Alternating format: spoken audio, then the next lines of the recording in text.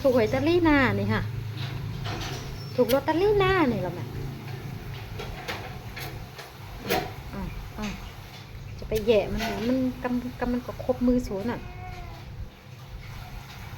มันว่าคือก็ถูกลอตเตอรี่ในห้างว่ะ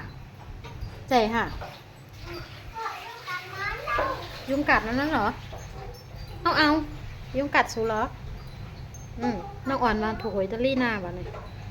ใจกับน้องอ่อนเขาเนี่ยให้ถูกสีกัมค่าเนี่ยนะให้ป้าถูกสีกัมค่าเนี่ยนะให้ป้าถูกสีกัมค่านั่นแหละ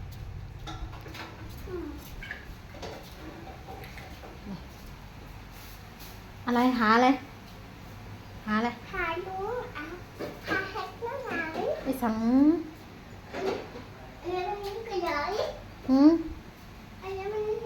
ไปสั่งลูกอันนั้นแม่เข้าใจเนาะ